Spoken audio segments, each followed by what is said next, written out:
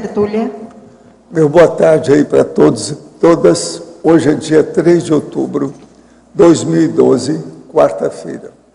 O verbete é de número 2436. Ele tem 7 páginas, 56 logias e 20 máximos. Eu chamo a atenção que a divisão do detalhismo tem 14 máximos. O tema é heresiologia. A especialidade é a descrenciologia. Quem redigiu o verbete é a nossa veterana professora Eliana, que está aí muito bem assessorada hoje, para o que deve é. Definição. A heresiologia é a ciência ou especialidade historiográfica aplicada ao estudo técnico das heresias, heterodoxias, dissidências, divergências de pensamento, individuais ou coletivas, e as consequentes mega-censuras, perseguições e repressões decorrentes. Autonomia pensênica, a forma holopensênica homeostática do ceticismo otimista cosmoético, que é o COC. A autopensenidade questionadora, o estudo do pensamento divergente, as fontes históricas confiáveis, a apostasia enquanto max-dissidência, as heresias medievais, a heresia enquanto crime lesa majestade, a epistolografia dos religiosos ortodoxos denunciando as heterodoxias do medievo, a hostilidade contra o pensamento livre, a perseguição aos integrantes de grupos divergentes. Eu chamo a atenção que tem muito mais aí, eu não li tudo. Agora, nós temos, ao pesquisar temas polêmicos, a ausência ou autovivência do estado vibracional profilático é muito importante. E retrofatos históricos sangrentos. O sobrepairamento necessário nas autopesquisas retrocognitivas. As interprisões seculares geradas pela repressão às heresias. O estudo necessário da baratrosferologia. A assistência pós-dessomática com os réus fanáticas religiosas. Na argumentologia, nós temos aí o tópico da historiografologia, com as 3 principais fontes historiográficas remanescentes sobre as heresias medievais. Cartas dos polemistas da ICAR, manuais antiheréticos da Inquisição, processos inquisitoriais detalhados. Agora, tem o tópico da exclusão, com 15 perfis de consciências marginalizadas, do período frequentemente criminalizada por comportamento herético. Aqui é apenas o perfil, não fala das pessoas. Agora, na heresiografia, nós temos 8 personalidades históricas, não fala das pessoas, que foram indicadas ou indiciadas por heresias. Agora, na remissiologia, dos 15 itens, nós destacamos adversário ideológico, antidogmática, antidoutrinação, descrenciologia e exumação historiográfica. Frase enfática. O estudo das heresias traz à tona a profilaxia ainda necessária a toda consciência lúcida, homem ou mulher, perante as neo-ideias e verdades relativas, através do scanner da descrenciologia. Você já desfruta de liberdade consciencial para expressar as próprias ideias sem medo de represálias? Já refletiu sobre a autorrepressão ideativa figurar entre as piores autoflagelações evolutivas? Na bibliografia específica, nós chamamos a atenção para a pessoa ver os detalhes, que tem 11 fontes bibliográficas. Agora, na mega-análise, são 20 itens aqui com o João Paulo. Divergência, neopensene, repressão, sacralização e perseguição. Monovisão, abertismo, dogmatismo, antitradicionalismo e convencionalismo. Conservantismo, neomedievalismo, verponofobia, autonomologia, liberologia. Paradireitologia, descrenciologia, discordanciologia, refutaciologia, historiografologia. Agora, o verbete de hoje é africanismologia, o argumento é historiografológico. Nós já falamos alguma coisa disso aqui numa mini tertúlia. Mas aqui parece que a gente ainda não trouxe nada. Falou que eu trouxe, mas eu acho que não, foi numa mini tertúlia. Agora, eu chamo a atenção aí para a pessoa ver na conclusão esses itens que nós temos aí. São 60 itens para a pessoa pensar sobre o processo da África. Agora, nós temos aqui, eu quero responder o nosso Marco Antônio sobre o caso do PD. PD, vocês sabem, é o que eu chamo de princípio da descrença. Agora, Marco, você pode usar à vontade, está tudo certo. Agora, a única coisa que eu te peço é o seguinte, fala também na descrenciologia, que é a especialidade nossa, que estuda o princípio da descrença. E outra coisa séria, nós temos um banner. Seria bom aí o estúdio colocar o banner lá para ele ver o que é o banner, ele saber o que é o banner da descrenciologia. Porque esse nosso amigo, ele é professor, e ele fala isso nas aulas dele, sobre o princípio da descrença. E ele sabe que o processo, ele nem sabia do nome disso. Ele agora que descobriu que a gente existe. Ele já me conhece há muito tempo, desde a década de 90. Agora, Marco, então, entra nessa, olha a descrenciologia e vê se na sua escola eles permitem colocar esse banner. Até agora, nós não conseguimos colocar isso em parte nenhuma, a não ser nas instituições conscienciológicas. Olha bem isso, vale a pena. Na listagem da página 29 da conclusão do DAC, por que o senhor cita Assurbanipal, item 15, o criador da primeira biblioteca conhecida deste planeta, a biblioteca de Nínive, localizada no atual Iraque, mas que era assírio e não era africano? Não, eu não estou falando, não interessa onde é que a pessoa nasceu, interessa o que ela fez. Agora, Iraque, a primeira biblioteca, você não acha que é importante a gente falar que isso tem África no meio? É isso que eu estou falando, Assurbanipal, ele tem relação por causa disso. Tem sua racionalidade lógica. É muito importante tomar maior consciência quanto aos eventos históricos que ocorreram na África.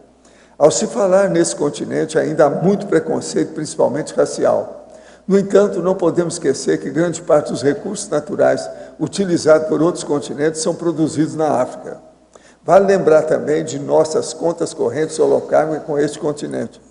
Nesse aspecto, como e quando os intermissivistas farão ataques de maneira mais intensa aqui?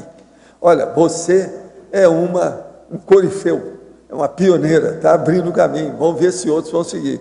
Quem está falando é a Juliana. Então, vamos esperar que outros também sigam. Quem é que quer ir para a África aí? Vamos ver. Vamos conversar aí que parece que o nosso amigo, sabe, o Wagner Alegrete está aí. Eu vou conversar com ele para ele saber como é que é o processo da África, para incentivar a turma para ir para a África, daqui para lá, com a IAC.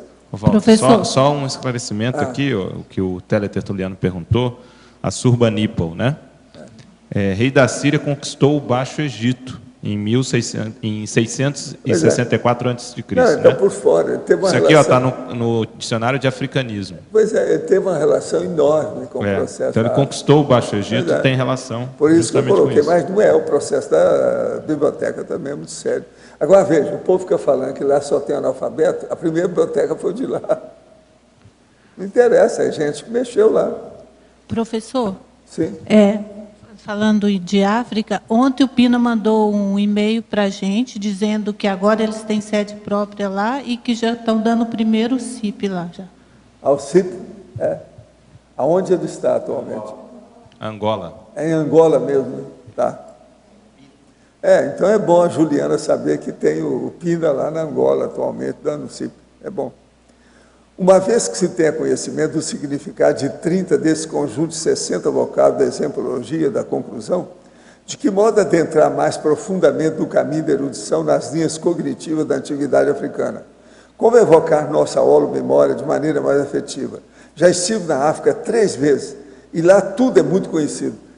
Mostra aí esse livro aí para nós, mostra que esse livro aí, você pode começar entendendo que esse livro é muito bom, é a antiguidade africana, é muito bom. Aí, fala tudo isso que eu estou dizendo e mais alguma coisa. Tem que aproximar um pouco mais. Dicionário da Antiguidade Africana. Antiguidade Africana, é só procurar o dicionário da Antiguidade Africana. Vocês aí vão ver muita coisa que eu falei e mais coisa ainda do que aquilo que eu disse. Eu Civilização Brasileira. Isso aí é um livro. Agora, a verbetógrafa aí, é para Eliane.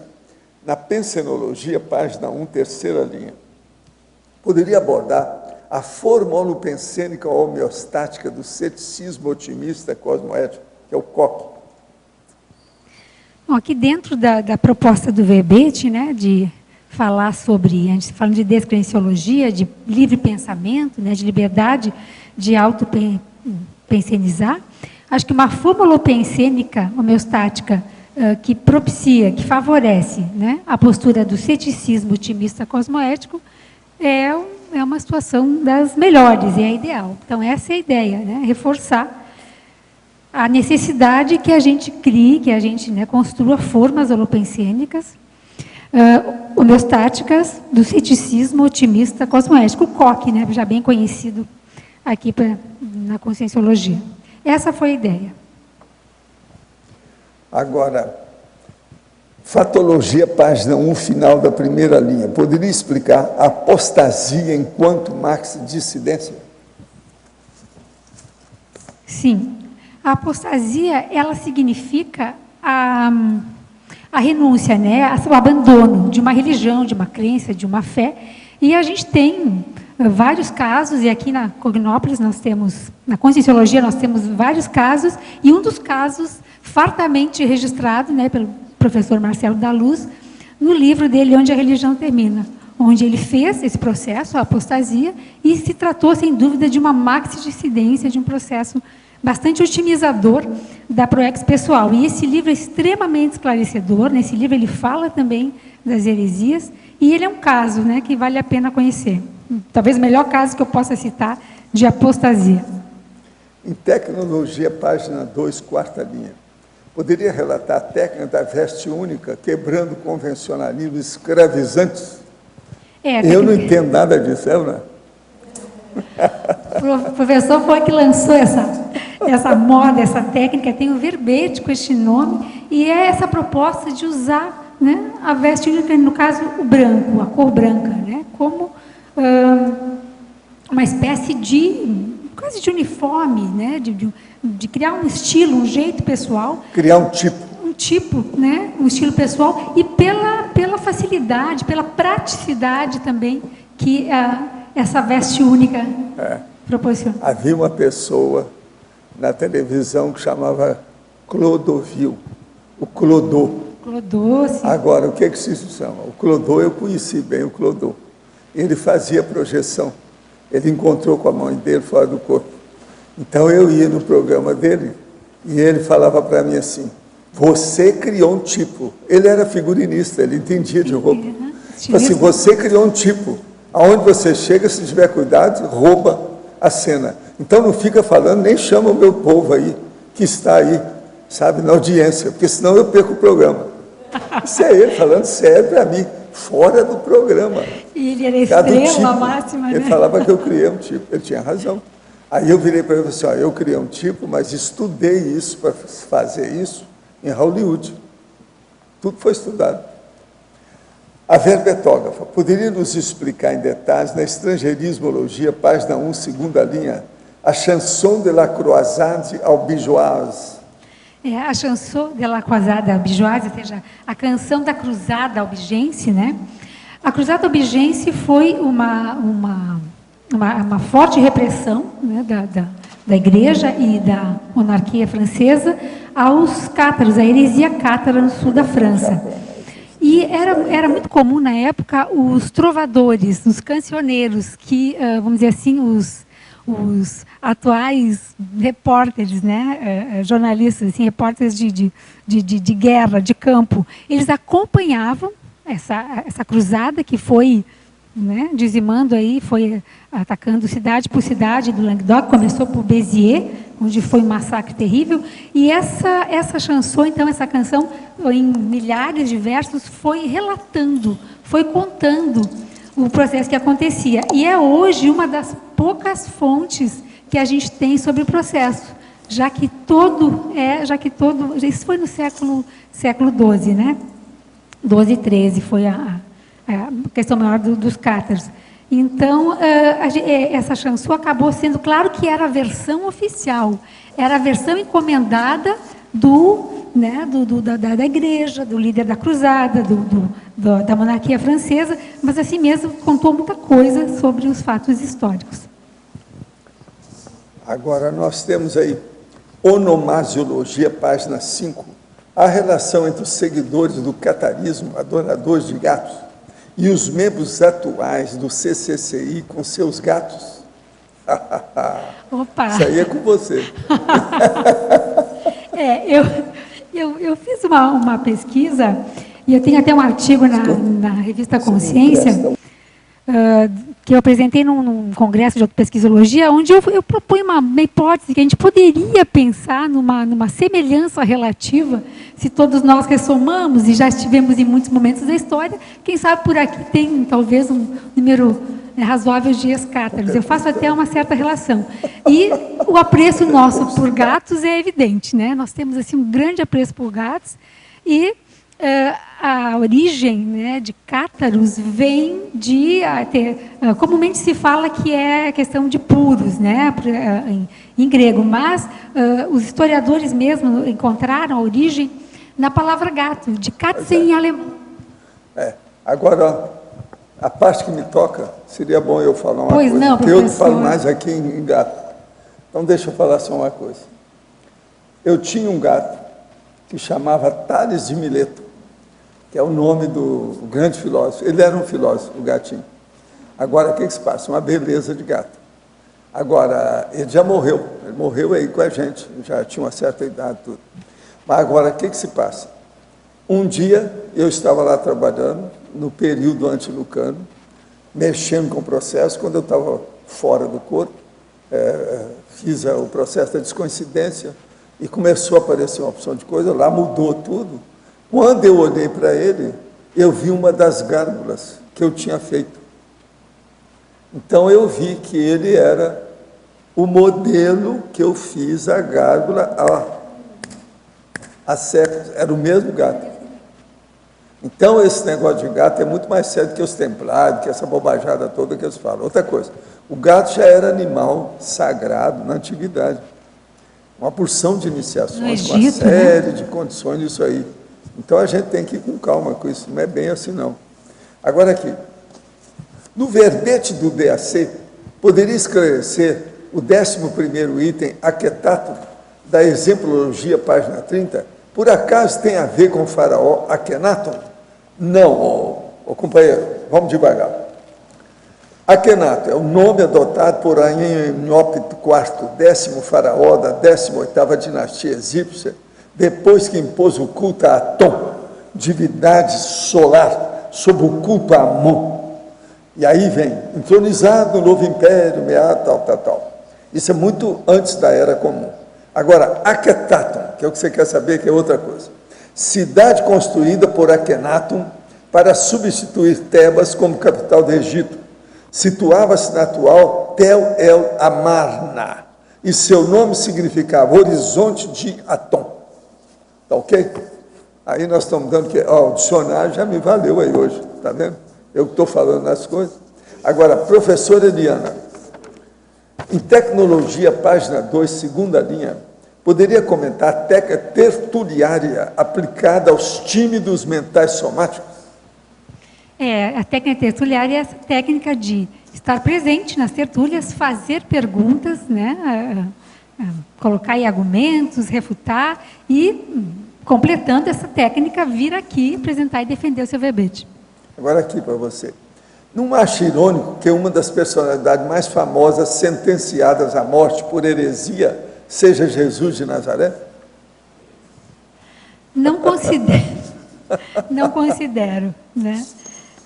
A questão, até onde se sabe dessa personalidade, que há muito pouco registro histórico, né, de fato, fonte historiográfica confiável, ele se tornou uma pessoa, um inimigo político, um opositor político. E a sua morte foi muito mais política do que por qualquer coisa, pelo que eu entendo, pelo que eu já estudei.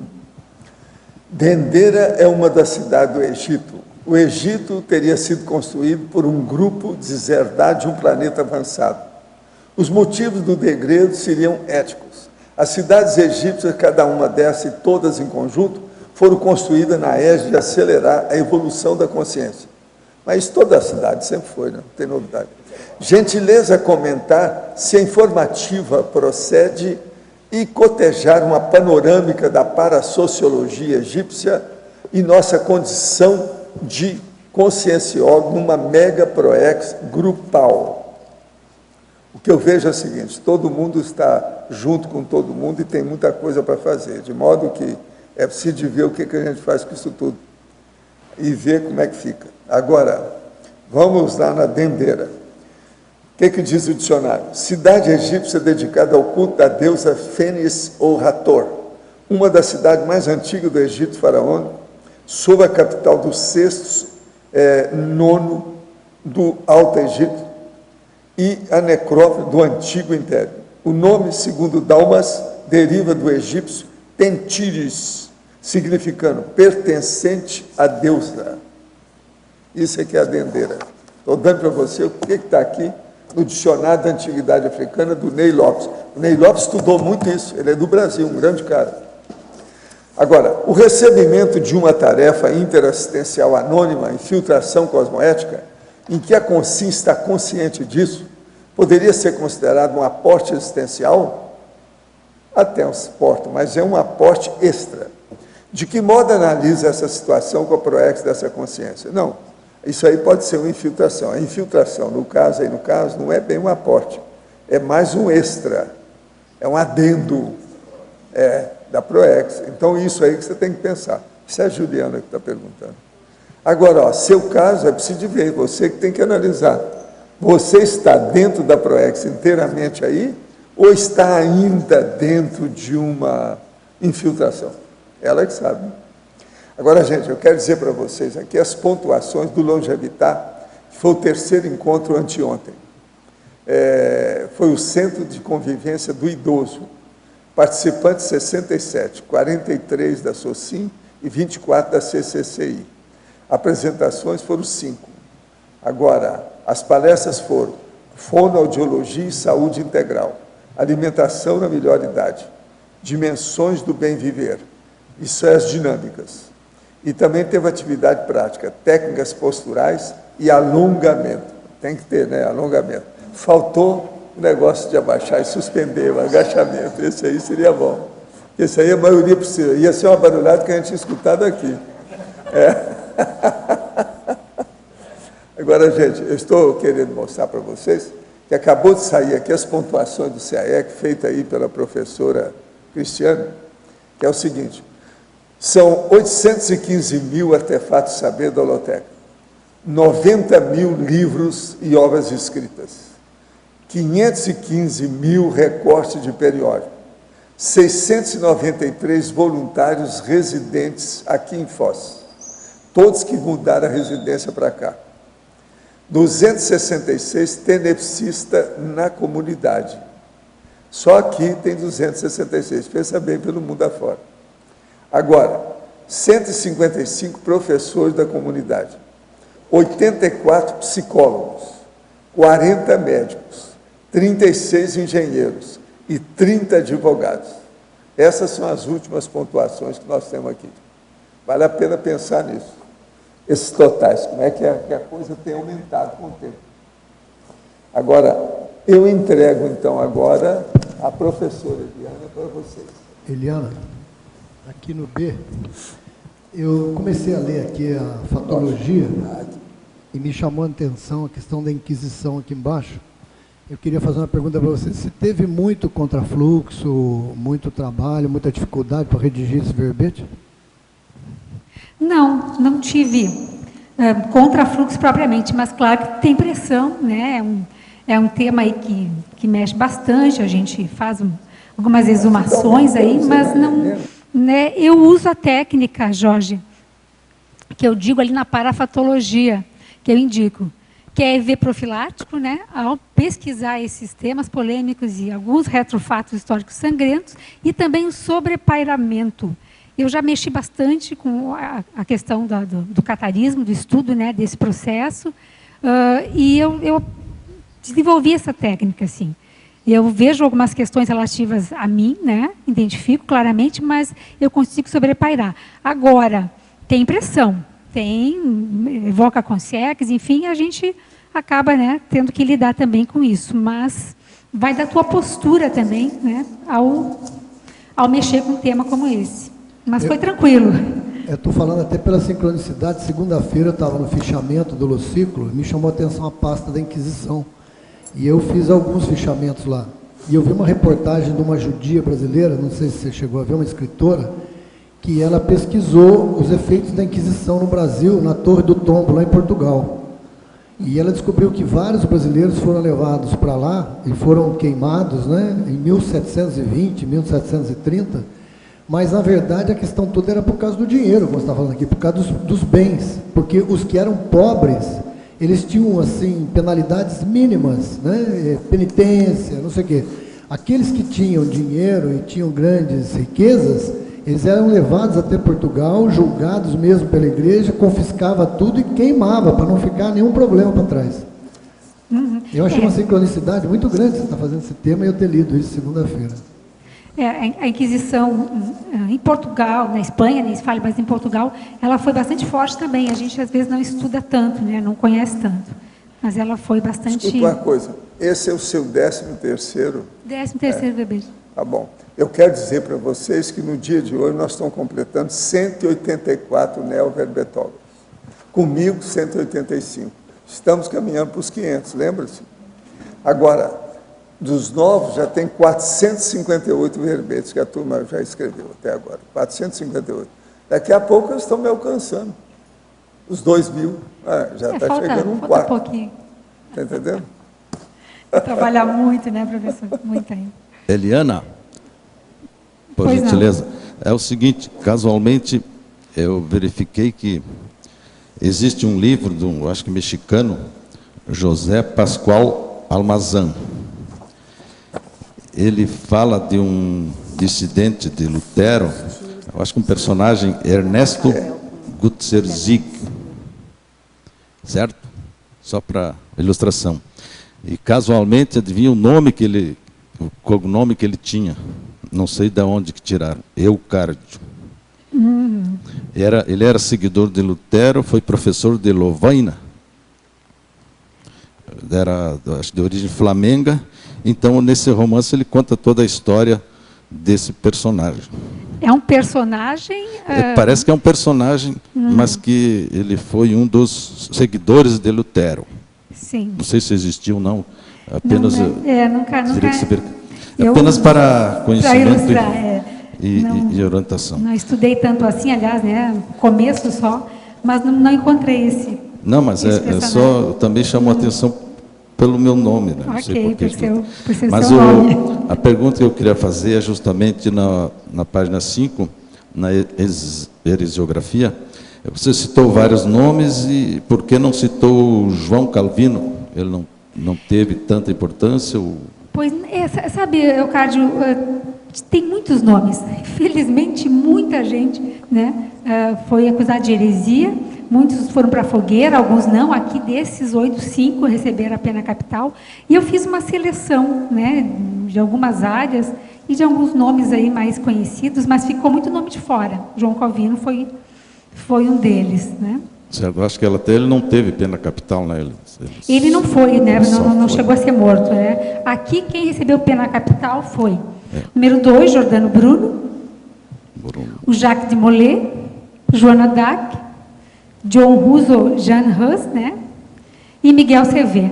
Foram esses 5 que receberam a pena capital. Os demais não. O Galileu Galilei, ele abjurou, né? Ele então foi inteligente, acho que ele foi esperto, ele abriu mão então do seu processo de heliocentrismo externamente para continuar vivo, né? O Pico della Mirandola, ele foi perseguido, sim, mas ele era um pouco protegido aí por algumas pessoas bem importantes pela sua erudição, que apreciavam as ideias dele, acabou não morrendo. O próprio Martinho Lutero também, né? Acabou também não sendo, foi declarado herege, mas não foi morto por isso. Outra coisa se fala também, acho que na fatologia, sobre o neo-heresianismo, coisa assim. Neo-heresiologia? É isso? Mas, não sei se vocês viram. Neo-heresias, né? Vocês viram esses dias, saiu na revista Placar a foto do Neymar sendo crucificado. Então, houve uma celeuma e já reclamação dos altos próximos da igreja com relação à ofensa que estava sendo feita. Já então havia uma espécie de crítica e controle sobre essa liberdade de informação, mas sobre um fato de usar o Neymar, o jogador do Santos, como símbolo da cruz. Sim. E aqui o negócio é até mais sério mesmo, Leocádio. Existem hoje, né, consideradas neo-heresias, e existe hoje um estudo da heresiologia. Inclusive, eu tenho aqui um xerox de um pequeno livro que eu encontrei na biblioteca da PUC, de Porto Alegre. É um livro publicado pela Assembleia de Deus, chama Heresiologia Refutação, ele é de 1981, e ele dá, sim, ele parece aqueles textos antiheréticos, aqueles livros, aqueles manuais antiheréticos da Idade Média, dando aqui argumentos para os pastores, enfim, para os defensores da Assembleia de Deus, para combater 3 heresias que ele considera que é o Espiritismo, Testemunhas de Jeová e o Mormonismo, os mormons. Então, se vocês lerem os textos aqui, as abordagens, né, que eles fazem, e textos da Idade Média, praticamente não tem diferença. Então, é seríssimo, assim, de como esse processo ainda está vivo, né, continua caça aí a quem pensa diferente, enfim, né, as caças às bruxas, e é impressionante, assim, a lavagem cerebral e como eles colocam, né, os argumentos que eles dão para os seus seguidores aqui, para os seus pastores, para combater essas 3 religiões, né, o Espiritismo, o Testemunhas de Jeová e o Mormonismo. Então, o negócio é bem mais atual do que parece. E a própria Igreja Católica também ainda considera, né, vários processos aí enquanto heresia. Então, esse assunto não está tão no passado, assim, ou tão enterrado como se pensa. Eliana, quem é o autor desse livro? Isso esse livro, José Apolônio da Silva. Nem sei se se essa pessoa realmente existe, porque é um texto tão estranho, tão irracional. E a editora é de Porto Alegre? É uma editora, não, é a Casa Publicadora das Assembleias de Deus, do Rio de Janeiro. É um livro feito, né, dentro da Assembleia de Deus e publicado pela Casa Publicadora das Assembleias de Deus. E se chama Heresiologia, coleção de ensino teológico dentro aí dessa religião, Assembleia de Deus. Muito obrigada. Mas é muito interessante.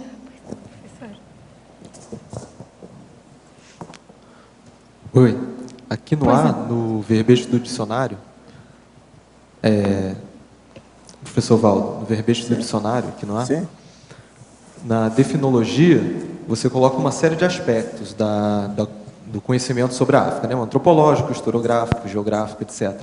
Mas não aborda o ambiental, e também não tem nenhum desses termos aqui, pelo que eu conheço. Tem a opção de coisa ambiental, aí tem a cidade, eu falei em cidade aí. Mas com relação a ambientes, assim, Sim, habitats, a África não nomes de precisa, né? animais, Isso tudo aqui mexe com o processo biomas, de ambiente, e cidade e espaço. geográfico. A geopolítica toda está dentro disso. Está tudo aí. A biografia do planeta Terra, que eu chamo aqui. Ok. Agora, ó, em homenagem a você, eu escrevi aqui alguma coisa no fim, não sei se você leu. É bom lembrar, por via das dúvidas, en passant, objetivando a alforria contra a escravidão cultural travadora da compreensão da soci, ainda patológica. Por exemplo, amônios não se refere a amônia. Camitas não significa mini-leitos. E Núbia não é nome de vedete. Como sempre, quem avisa, amigo, é. Núbia, você sabe que havia aquela Núbia que era grande vedete do Brasil. Então, ele está chamando a atenção, que o negócio da África é outra coisa, não é bem assim. Agora aqui, Participei da mini tertúlia sobre a África. O senhor falou que viveu lá em outra vida. Poderia falar mais sobre essa sua vida na África? Sim, eu vivi lá e o problema foi, o meu serviço maior foi de esclarecimento do ponto de vista dos processos de fanatismo religioso com o povo. Então, aquilo deu muito trabalho, porque o negócio ainda era muito primitivo demais. E a situação não é fácil. E outra coisa, ainda existe sinais dessa época lá que a gente viveu no lugar, mas eu não quis mexer nisso. Eu saí fora do corpo para ver e sei que ainda tem lugares lá. Professor, que temas podem ser abordados para melhorar a autoestima da raça negra? A primeira coisa é não falar mais em raça, esquecer isso é besteira. Não falar em pele, as pessoas não devem ser julgadas nem classificadas pela pele, mas sim pelo discernimento, pelo exemplo cosmoético que elas dão. Então, isso é que o povo tem. Olha aqui, nos Estados Unidos, por exemplo, eu acho que hoje quem é mais racista são os colored, quer dizer, os pretos de lá. Eu sei, porque eu passei por isso, porque eu, devido usar só o branco, cria muito problema em vários lugares. Mas, por exemplo, tem dois aspectos, um comigo e outro com a minha mulher. Comigo foi aquilo que eu já contei aqui, rapidinho, que eu estava no táxi e o cara então me interpelou. Primeiro ele perguntou, eu posso falar umas coisas com o senhor? Por que que o senhor usa só branco? Eu falei assim, eu uso branco porque eu gosto, eu era médico, eu acostumei com isso, e o branco é o seguinte, define meu tipo, aonde eu apareço, ninguém esquece. Eu com a minha barba e o branco, ninguém esquece da minha pessoa. Então, eu fixo a minha presença, liquida com o assunto, fica mais fácil para ter contato com os outros. Agora, outra coisa, eu gosto de branco, mas eu também gosto de preto. Eu falei assim, mas por que o senhor é assim? Eu falei com ele, no Brasil isso é muito comum, mas o senhor é brasileiro? Quem é que foi? Qual é o nome inteiro do Pelé? Ele fazendo pesquisa para mim.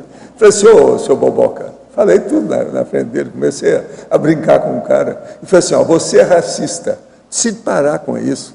Vocês é que dão mais valor para a raça. Outra coisa, quem começou a escravatura foram os pretos da África, que escravizavam os próprios pretos da África.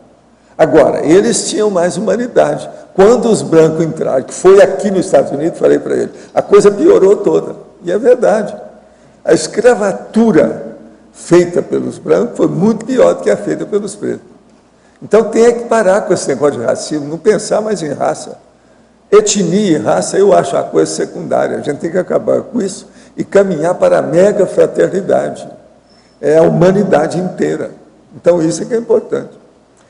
Poderia ampliar os comentários sobre a personalidade controversa de Assurbanipal e sua relação com a biblioteca de Nínive?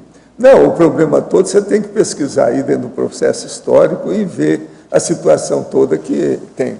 Agora, que ele tem relação com a África, você me perdoa o mau jeito, mas tem mesmo. É a mesma pessoa que está perguntando, é o Java, que gosta de estudar isso.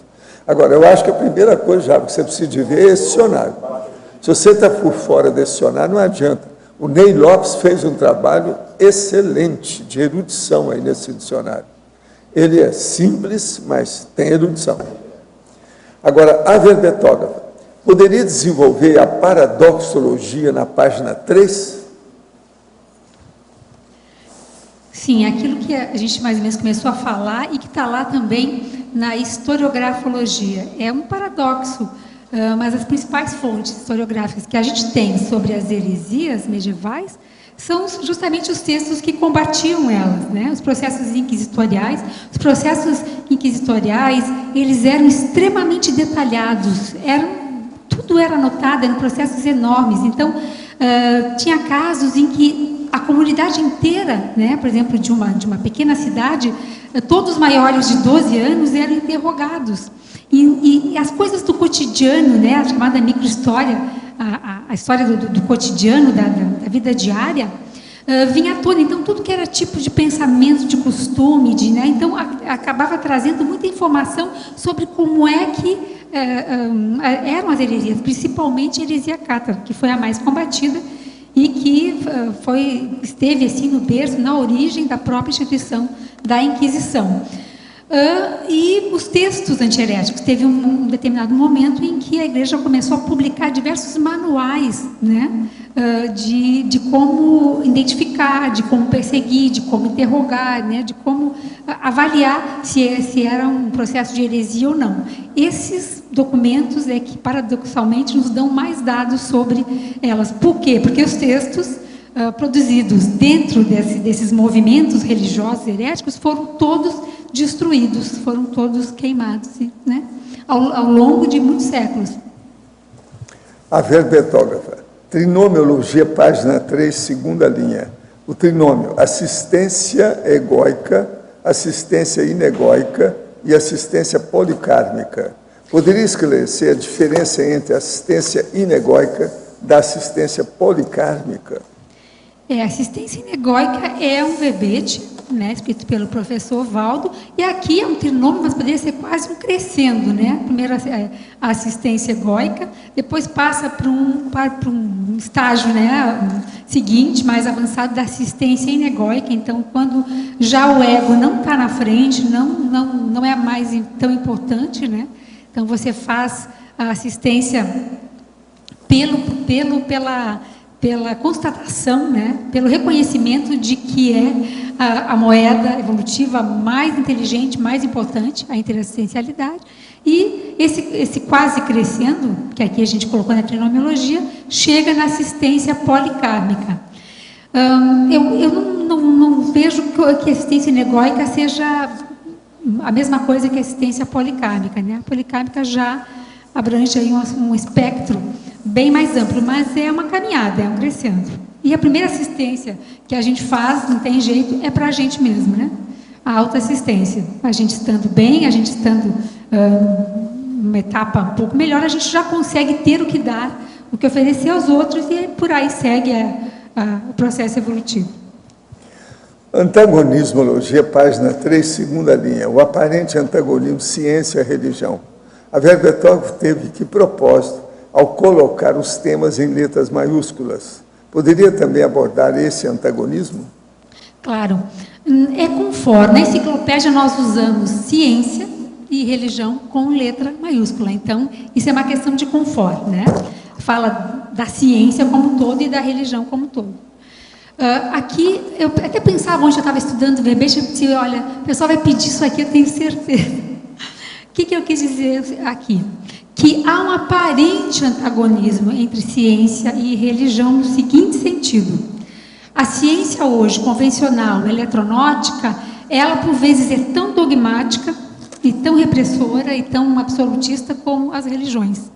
É nesse sentido que há um aparente antagonismo. Em outras abordagens, sob outros enfoques, elas são antagônicas, mas eu quis falar desse antagonismo específico, já que o tema do verbete, eu falo aqui de ortodoxias, né, de radicalismos, de fanatismos religiosos, aqui eu quis apontar isso, que muitas vezes a ciência é tão dogmática como a religião.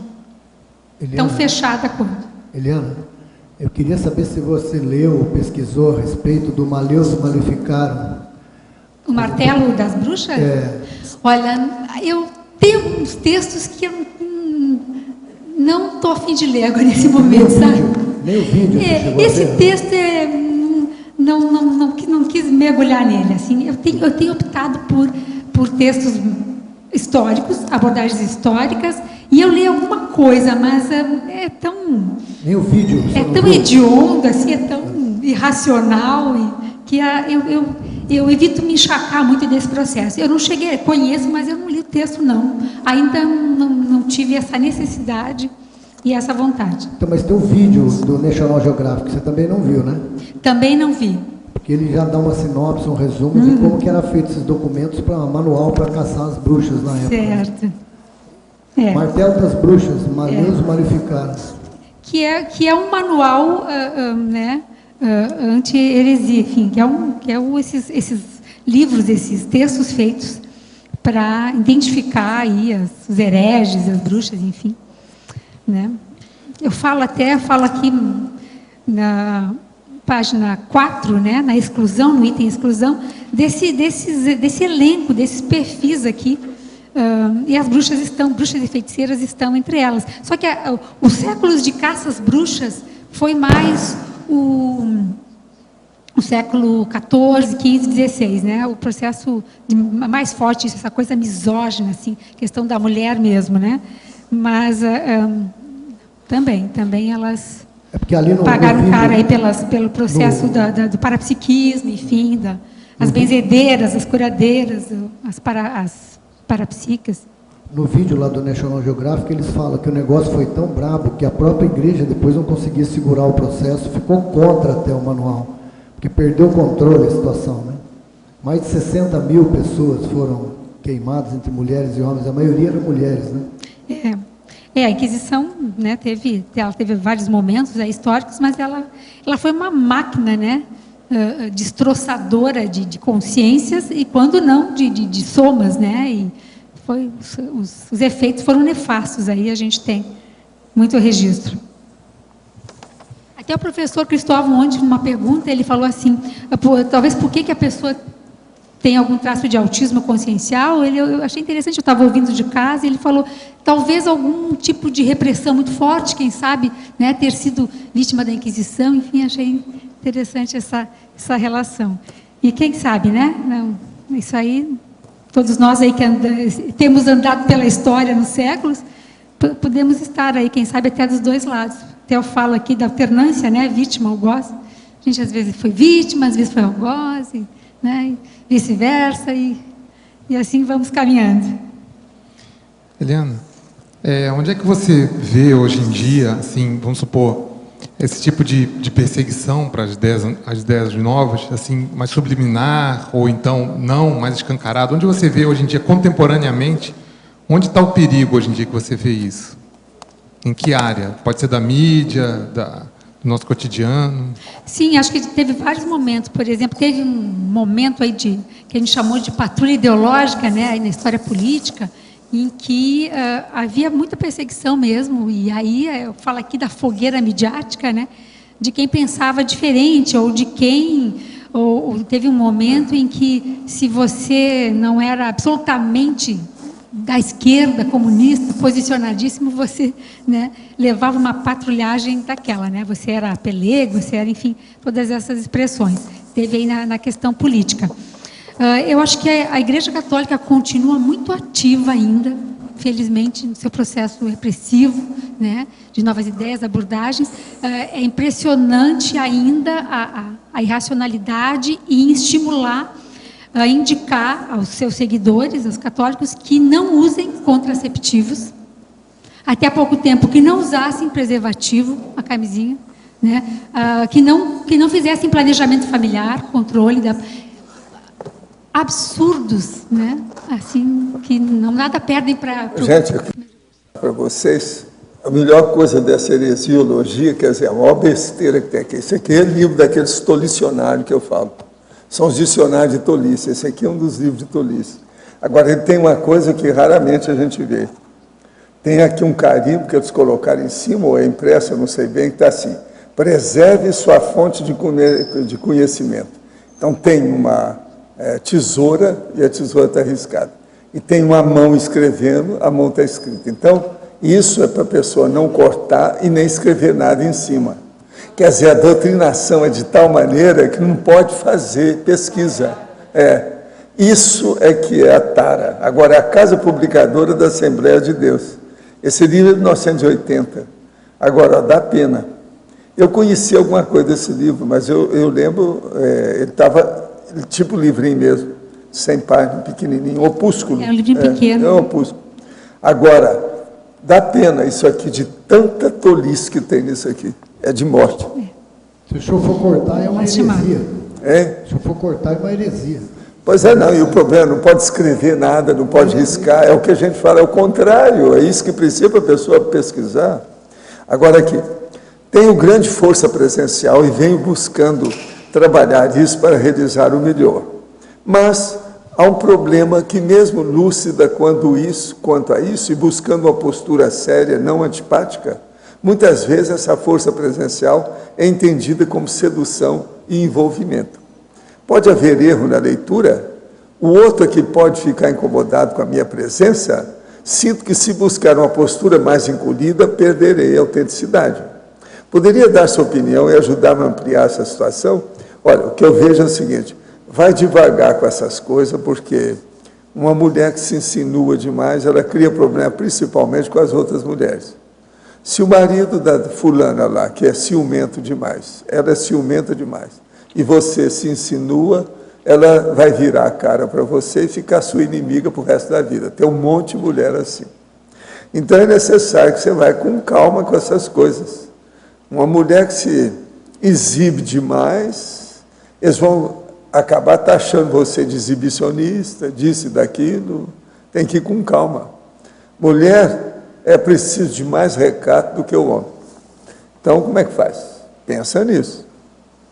Sou voluntária do IPC, estou iniciando o processo docente, trabalho há 5 anos em uma empresa pública e nos últimos 3 anos atuo sendo gestora na área de educação. Minha área tem beneficiado inúmeras pessoas com a expansão de cursos e treinamentos. Porém, isso tem causado complicações com os meus superiores. O ambiente é totalmente hostil, religioso, e o acesso aos cargos é político, sem qualquer mérito intelectual. Sinto que minhas ideias definitivamente não têm relação com a empresa, mas o fato é que trabalhei nessa empresa antes de 1984, e agora desde 2007. Pensei inúmeras vezes em sair, mas até o momento não consegui. Sempre tem alguma demanda que acaba me prendendo lá. O senhor poderia me ajudar a entender qual a minha relação nesse contexto? Eu acho o seguinte, você tem que olhar o seguinte, você deve ficar aí enquanto você estiver ajudando os outros. A hora que você vê que anular os seus esforços, cai fora. Esse aqui é o caminho.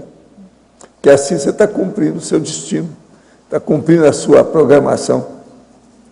Em Teoriologia, página 2, poderia aprofundar a teoria da conspiração em contraponto à produção intelectual histórica e arqueológica, visto que, ao pesquisarmos sobre o processo histórico, ainda encontramos uma produção sensacionalista de relevo em relação à produção científica especializada. Com certeza. Eu não sou historiadora de formação, eu sou uma metida, uma curiosa, um terceiro ego meu aí que está surgindo, na questão de pesquisa histórica. Mas acho que a gente tem que ter muito critério nas fontes, né, historiográficas. Onde é que a gente vai buscar informação sobre processo histórico? E a teoria da conspiração, na verdade, ela tem a ver com toda essa máquina repressiva que acontecia com o processo das heresias, onde, assim, a igreja, os seus prelados, os seus, né, representantes, e chegavam, viam conspiração, cheiro, eles chamavam cheiro de heresia em qualquer coisa, em qualquer lugar. Por exemplo, eu estava pensando, vocês imaginem, na Idade Média, ter alguma doença ou algum defeito físico, ser deficiente, era considerado um sinal externo de pecado, né? Ou alguma coisa ligada ao próprio demônio. Então, fiquei pensando, puxa, imagina alguém com uma dragona parapsíquica naquele período. Se aparecesse, gente, né, era um risco bastante sério. Então, era um volupense, era um clima de que todo mundo conspirava contra a verdadeira doutrina, a verdadeira, né, igreja, que era a católica, e que impunha isso a ferro e fogo, aí, como eu digo na patologia. Então, é essa ideia que eu tento colocar aqui no verbete, com essa teoria da conspiração, que vale para muitas situações. Nesse caso, era isso.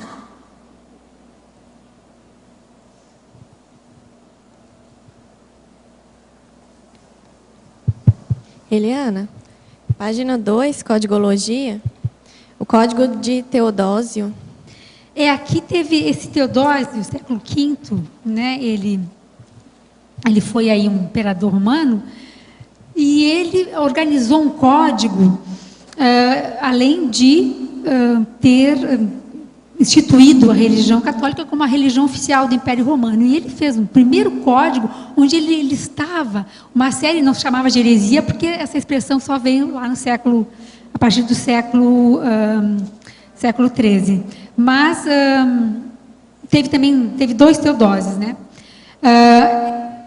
Ele já apontava uma série de movimentos pagãos, enfim, uma série de reprimendas, de manifestações que passaram a ser proibidas a partir dessa, né, institucionalização da religião católica, né? Então, vamos dizer assim, foi talvez um dos primeiros que andou reprimindo, fez oficialmente o processo repressivo aí a outras formas de manifestação e de pensamento.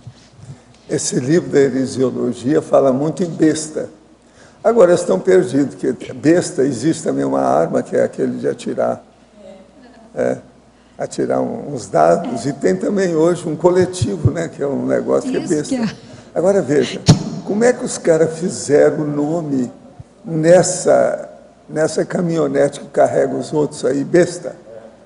Baseado nisso. Parece que eles fizeram de propósito para chatear a igreja, né?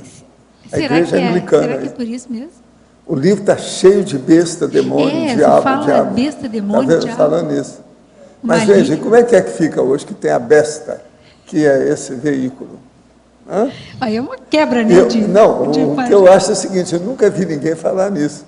Devem ter posto o nome para criar algum problema, está na cara. Talvez tenham pessoas que Agora, achem... isso dentro da indústria, isso é uma coisa muito séria.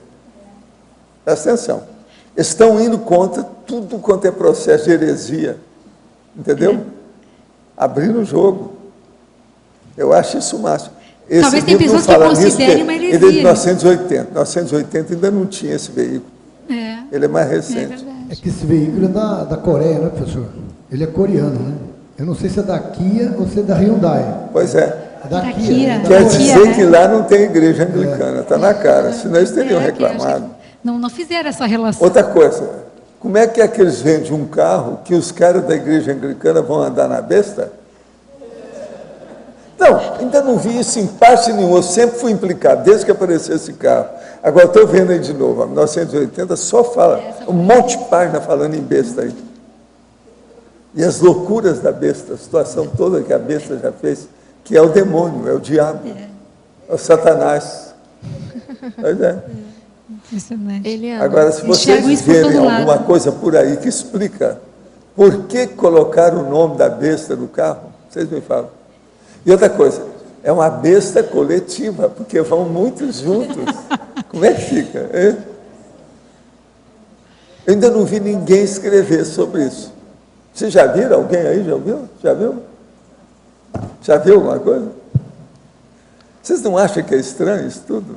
Quer dizer, então, que aonde foi lá, na Coreia, ou seja, onde foi que fizeram o carro, não tem a igreja anglicana. Eles não estão sabendo nada disso, estão totalmente ingênuos ou inocentes. Será que foi? Ou fizeram de propósito? Mas de propósito, pensando bem, não é uma coisa boa, industrial, comercial. Não é estranho isso? Pior foi o chinês que fez um cacófago, né? Não, esse aí é o pior que eu já vi até agora, em matéria de nome de carro. Eliana, na página 3, Sindromologia, poderia expandir essa síndrome da autossantificação? Tem o verbete, né? Que explica bem isso. Autossantificação. Quando a pessoa, né? Quando a personalidade exalta a si mesmo, né? Se coloca nessa situação.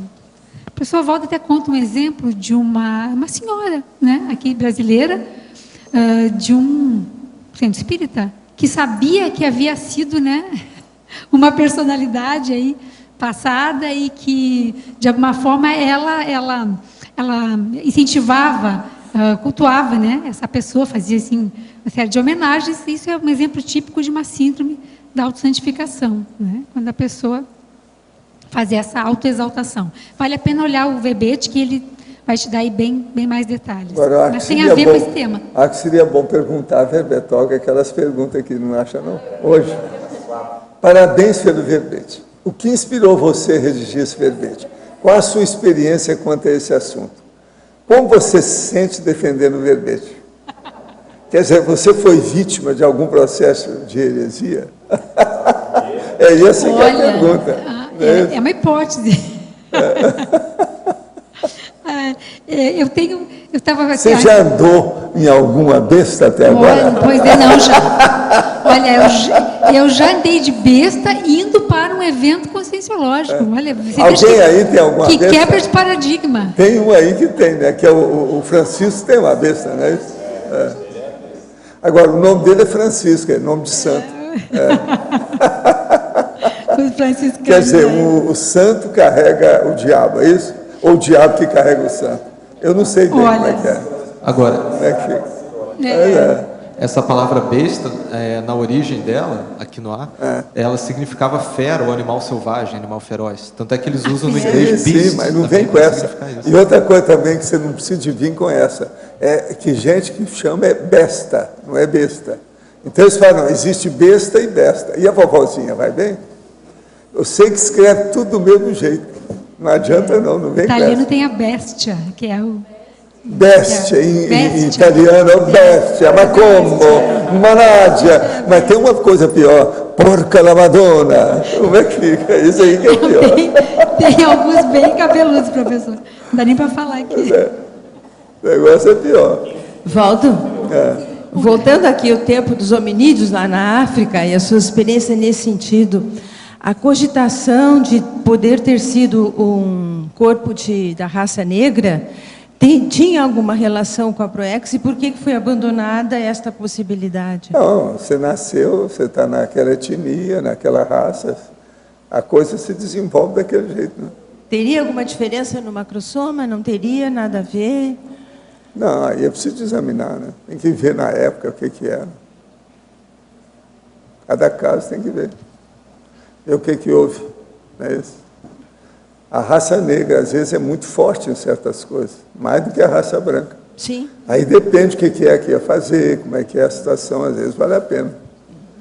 Mas, em compensação, também tem outras fraquezas. Cada raça tem certas fortalezas e certas fraquezas. É preciso a gente ver o que é que se passa.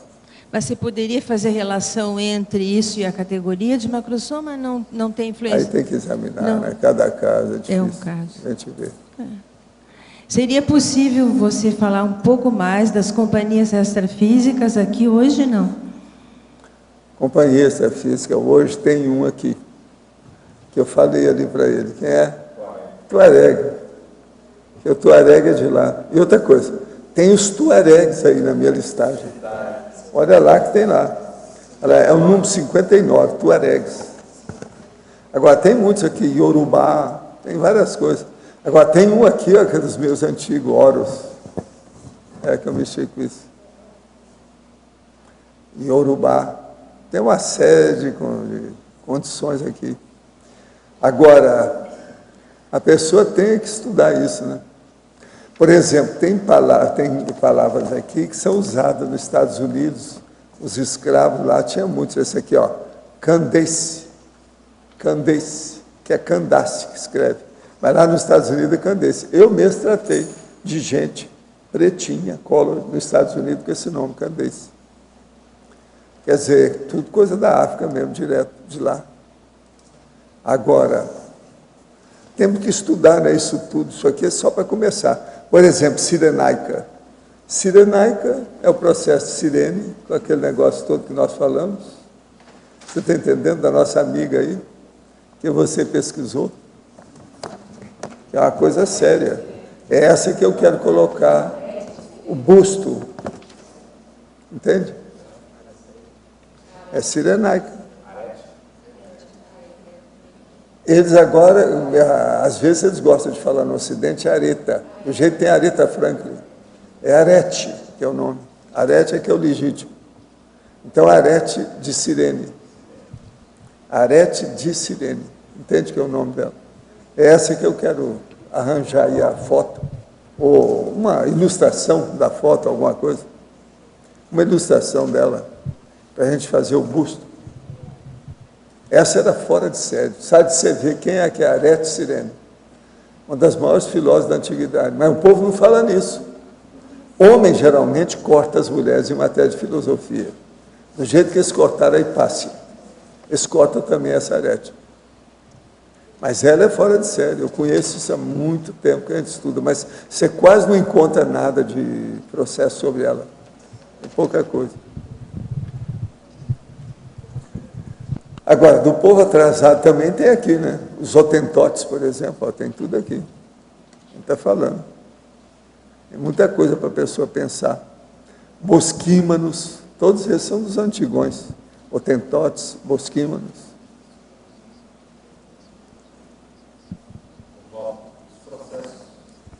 processos mais extrafísicos, quais seriam os termos aqui que você relacionaria mais? Isso aí precisa estudar. Tem o processo do Horus. Horus é um negócio sério, porque era de iniciação, né? Aquelas coisas grandes lá. Tem muita coisa aí séria. Entende? Para a gente ver. A Atena, que outros falavam que era Atena. Entende? E a Atena também é um negócio sério aqui para pensar o que é isso. Yorubá também, né? Yorubás. A Iatumi ainda fala muito nisso. Agora, aqui tem os lugares todos, por exemplo, o Egito, está falando aqui. A Abissínia, que é o nome antigo lá do negócio. Da Etiópia. A Etiópia, pois é. Tudo tem que ver. Agora, tem nome de homem aqui, nome de líder da época também, que a gente não sabe hoje como é que estão esses caras. Esse Menkautor, ele quase não é falado, você quase não escuta nada disso e tal, mas é coisa séria isso aí. Menkautor.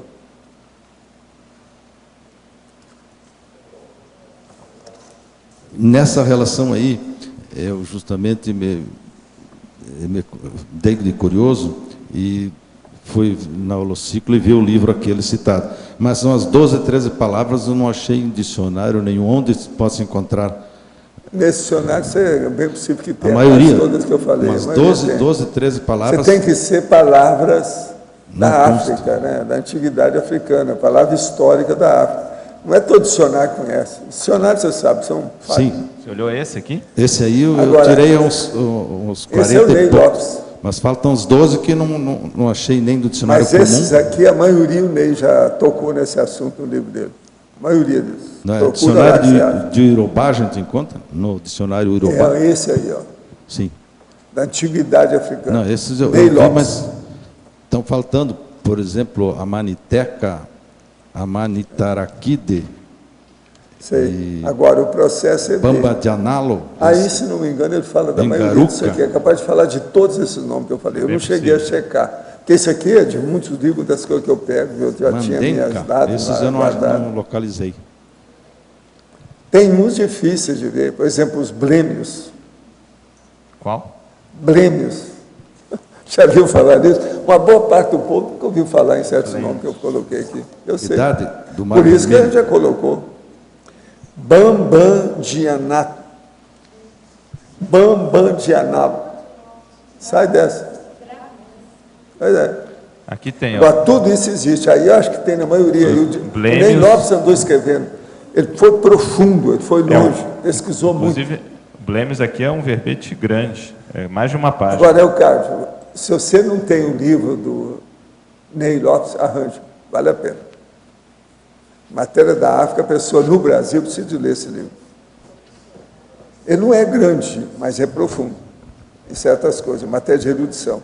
Ele viu muita bibliografia, ele viu muita coisa. Professor, esses nomes aqui, a sua base aqui foi o quê? Foram os nomes mais conhecidos? Que eu não estou ouvindo nada. O seu critério para escolher essas palavras aqui, são palavras mais conhecidas, são nomes? Qual foi o critério que você usou para montar os 60? O meu critério é escolher aquilo que tem importância dentro do processo histórico da África.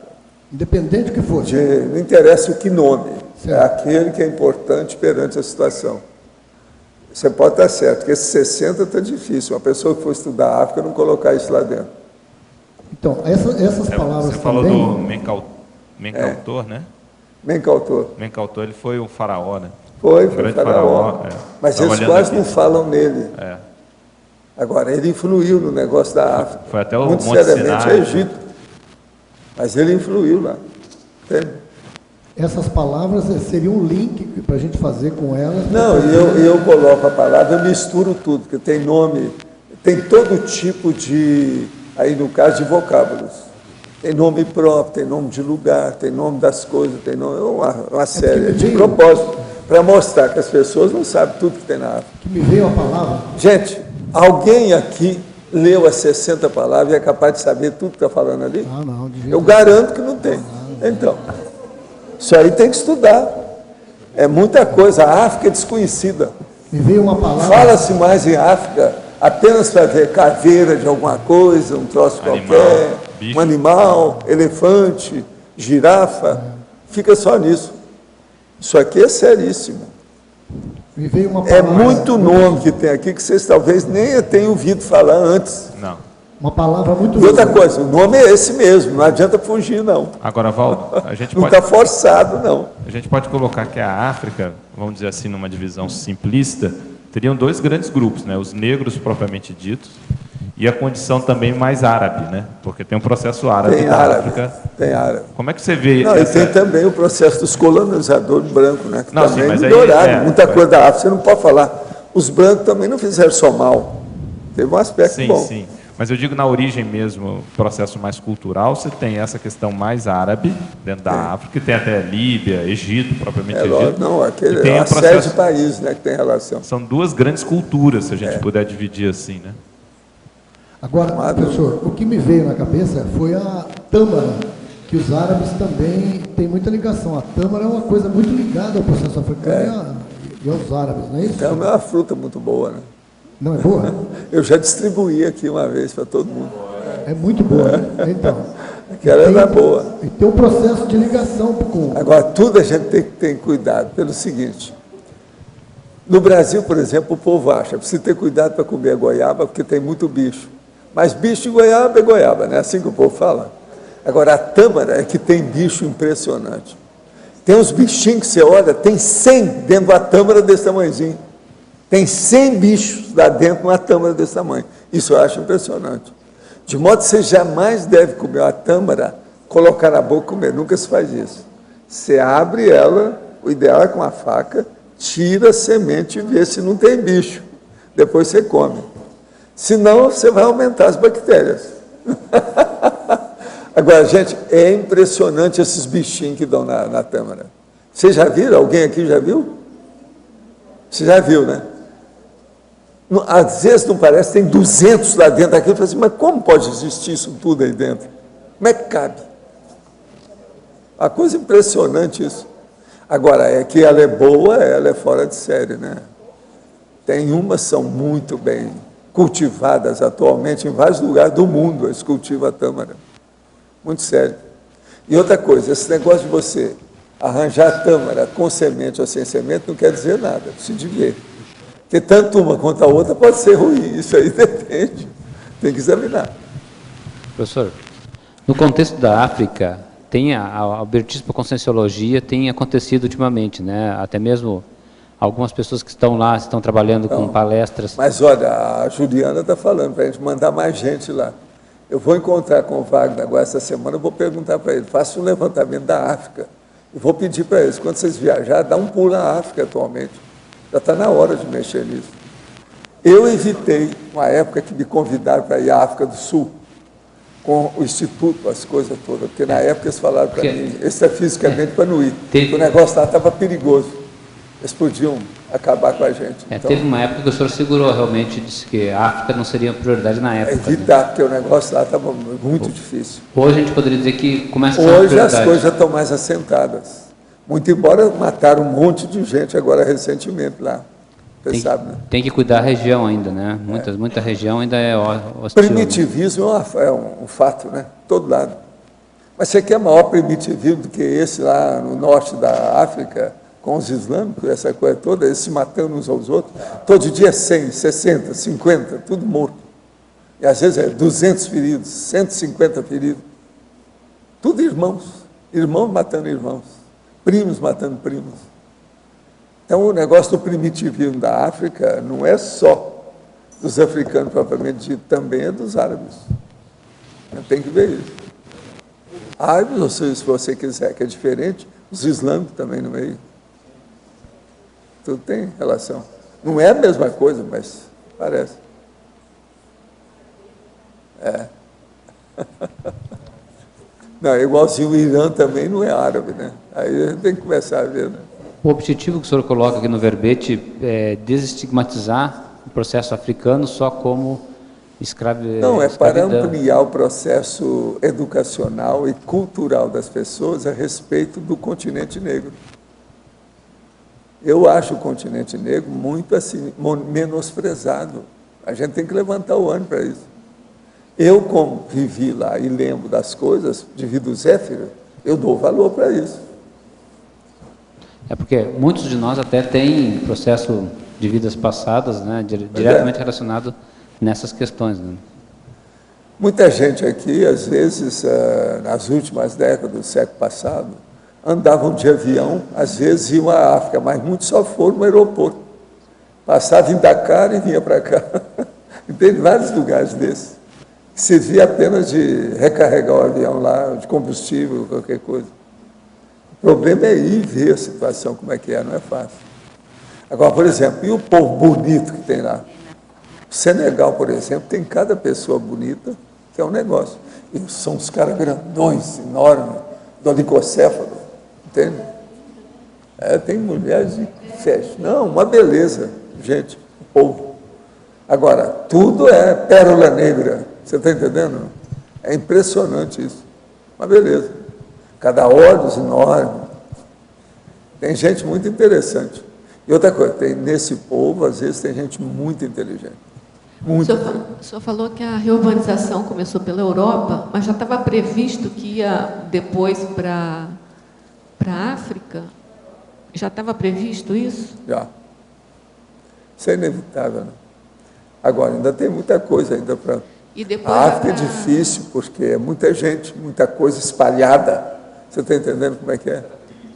É muita tribo, muita coisa primitiva. Lá é bem complicado, né? Essa chamada civilização moderna, em muito lugar da África, ainda não chegou, não. Entende? E eles mantêm aquilo com muito rigor, o processo da cultura. É o problema dos costumes, não é fácil. Por isso que a gente tem que ampliar a cultura do povo para ajudar a fazer assistência. A intenção minha nisso aqui é assistencial. O senhor acha que o problema... Porque se eles foram os primeiros, né? Foram os primeiros aqui da Terra. O que neles, ou na região ali, clima, enfim, o que foi propício a preservar essa tradição ali? E de chegar nesse momento hoje... Eu penso que toda tradição, quando passa da conta e ela é prejudicial, tem que acabar, né? Mas é a coisa mais difícil que tem depois que ela estratifica, fica muito rígida, aquilo fica granítico. Agora, a coisa séria da África é uma coisa só.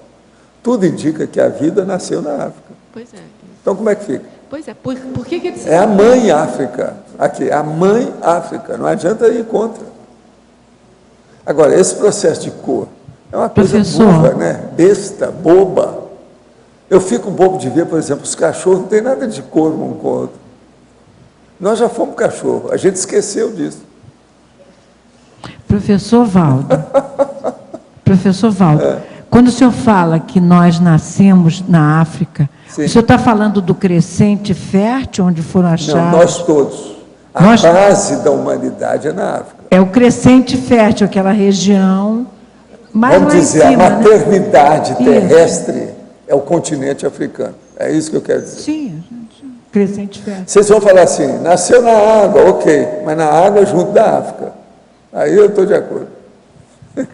Nasceu no mar, ok, mas no mar da costa da África. Aí eu estou de acordo. Entendeu? Mas o negócio, o continente negro é que manda. Ele é que manda. É o ébano. Ébano. Pérola negra. Entendeu? Negócio muito sério. Agora, eu falo isso com alguma autoridade, que eu uso só branco, eu posso falar, né, de preto, não posso? Sem dúvida. Agora, Valdo, pensando do ponto de vista da Conscienciologia, qual que você acha que deve ser o foco nosso em relação à África? Eu acho que já está na hora, a hora que aparecer, isso que eu vou falar com o Wagner, aparecer alguma oportunidade, é o caso de ir mais à África agora. O Brasil já está interessado nisso, com o processo da África, você sabe. O Lula mesmo entrou nessa, essa presidente também está dando muito várias empresas brasileiras na África. Pois é, tem na África. Agora, não é só por causa do processo português nem nada não, porque os problemas do Aqueimar ou Aleimar dos lusitanos, isso tudo já foi para o espaço, né? Não existe tanto mais, não há mais influência dele. O problema é da própria África em si, o valor que ela tem. Agora, gente, outra coisa. A África tem muita coisa para ser explorada, em matéria de commodities e tudo mais. Muito mais do que a gente pensa. Esse negócio que deu lá agora é de platina, mina de platina que teve lá o lugar todo. Platina é a coisa mais cara e mais rara do mundo, você sabe. Muito mais do que diamante, naquilo que interessa. É mais do que ouro, ó, muito mais. O povo ainda não tem muita noção dessas coisas, não. Agora, veja, a África tem muita coisa nesse sentido. Professor, o IPC está em Angola. Que outro país o senhor acha que deveria priorizar? Não, aí precisa de ver quem é que se interessa. É muita coisa que tem de lá. Eu mesmo, de vez em quando, recebo muito pedido na TENEPS, tudo da África. É muito lugar que tem. Agora, tem que olhar, não pode ir, né, lá naqueles lugares da carta que me mandaram para ficar rico, milionário, numa semana. Tudo isso é um perigo. É uma coisa muito perigosa lá. Eliana, você abre aqui a sua fatologia falando do estudo do pensamento divergente. Eu cheguei um pouquinho atrasada, não sei se já foi falado a respeito, mas eu queria te perguntar sobre a diferença entre o saber e a crença. E qual é a nossa postura no momento em que nós tomamos as informações que são para expandir e limitamos a partir de crenças e saímos a utilizar e a praticar essas informações como se elas fossem verdades absolutas, sem entrar aí num questionamento mais profundo. Então, qual que é a diferença entre o saber por si só, que expande e não limita, e a crença limitadora? Eu começaria te respondendo pela frase enfática, que dá mais ou menos um caminho, que eu falo ali do scanner da descrenciologia. Acho que essa, a gente começa por aí, Fabiana, né? Você ter essa postura da descrenciológica. Você não vai, inicialmente, mesmo que seja uma informação, né, bastante confiável, você vai usar a descrença. Você vai avaliar a qualidade do argumento, a qualidade da fonte, né, se aquele é baseado em fatos, a veracidade, enfim. E, finalmente, a questão da própria experiência pessoal. Então, crença, né, pelo que eu sei, assim, pelo que eu entendo. Crença e saber, né? O saber vem muito mais da sua experiência, da sua vivência, das suas comprovações, né? Daquilo ter, de alguma forma, passado pelo seu holossoma, né? E a crença é justamente aquilo que a gente quer fazer, a descrenciologia, né? Tirar a crença, é aquilo que você engole, aquilo que você toma como verdade absoluta, como certo, como correto, como bem. Esses processos, né, dualistas, dicotômicos aí que colocam todo o conhecimento nessa base, né, dualista. Eu entendo assim, acho que não sou assim uma especialista nisso, mas o meu entendimento pessoal é isso. Tá. É isso que eu entendo. Eu acho que a princípio da descrença aí, como eu também coloco aqui, é a grande vacina antidogma, né? A descrenciologia, a nossa imunização para esse processo. Sim, eu queria também, nessa linha de raciocínio, perguntar para o professor Valdo, na tertúlia que o Loche apresentou sobre aportes, o senhor mencionou a questão da consciência livre, e aí eu queria aprofundar ou lhe perguntar um pouquinho mais sobre, no momento em que a gente faz uma inferência e se desconecta completamente da forma, então eu não tenho mais forma, desaparecem todos os meus referenciais de forma. Eu não tenho mais família como eu conheço, as palavras como eu conheço, a comunicação como eu conheço. Oi? Sim, tudo amplia, mas... Fazer assistência com as formas existentes.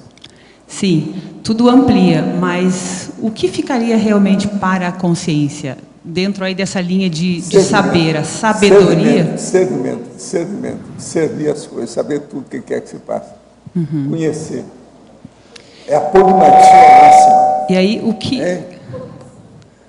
a cognição magna, maior. E como é? Que ultrapassa tudo que a gente pensa. Sim. Por exemplo, uma inteligência superior a tudo que você já pensou de inteligência. É isso. Pois é, essa cognição, o quanto eu gravo ou o quanto a crença se transforma em cognição ou vice-versa, o quanto eu gravo essa cognição e o quanto aqui, fixa no meu, talvez você possa entender mental o seguinte, soma por isso. exemplo, vamos entender. O ser humano, até o pré-serenão, ele ainda é muito crente. Ele ainda dá muito valor para a crença. Aí que eu queria chegar. Então, ele admite uma coisa, veja bem, sem ter feito a experiência. Isso é que é a crença. Agora, Admitir pela experiência é que é o saber, é a sabedoria, é a cognição. Eu sei porque eu experimentei. É aí que eu queria chegar. Vivenciei. É isso. Então, o problema todo é o seguinte, não vivenciar e vivenciar. Sim. A evolução é isso. O negócio nosso é chegar nisso, ficar só na vivência. Então, por exemplo, a gente não deve admitir, é o princípio da descrença. Sim. Não admite nada que a gente fala, nem que a gente escreva. Observa aquilo, mas faça a sua experiência. Sim. E só admita se você for vivenciar aquilo. Aí sim. Aí você admite aquilo que você vivenciou. É exatamente agora, esse negócio de falar, eu creio, eu acredito, isso tudo está tudo errado. Né? Sim. A própria modo de falar, eu creio, eu acredito, o cientista gosta de falar. Não, eu acredito que isso está errado também. Porque... Ele deve falar, eu admito porque eu experimentei. Aí está tudo bem.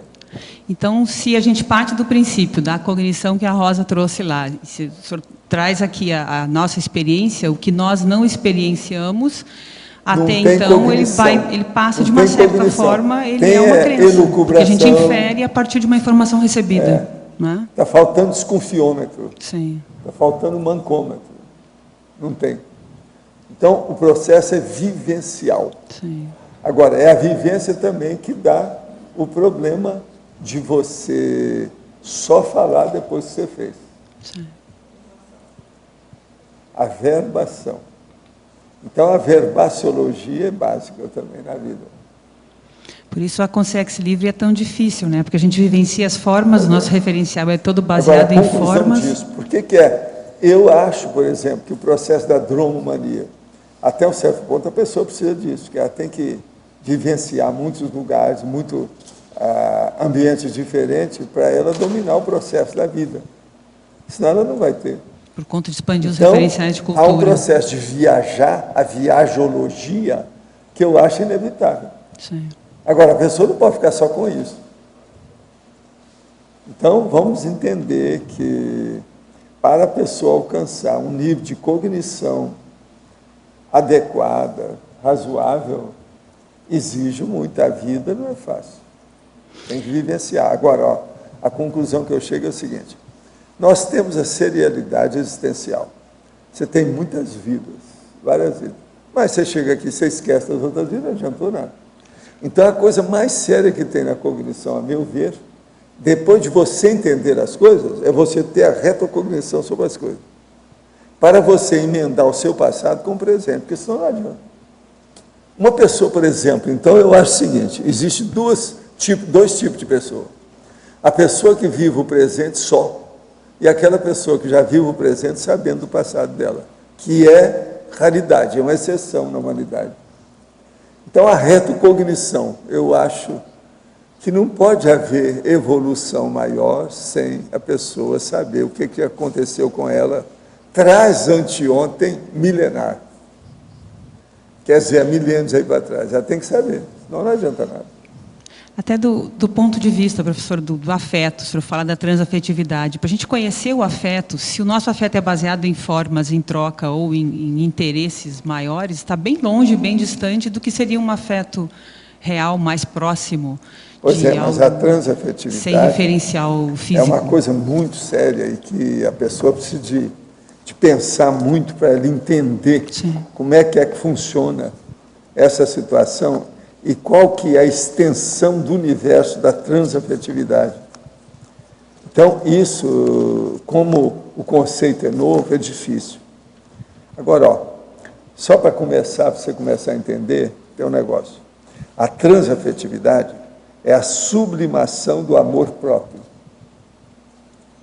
Raciocina sobre isso. Pondera sobre isso. Sublimação do amor próprio.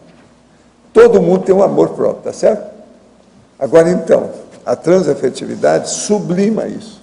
É um processo de super evolução do amor próprio.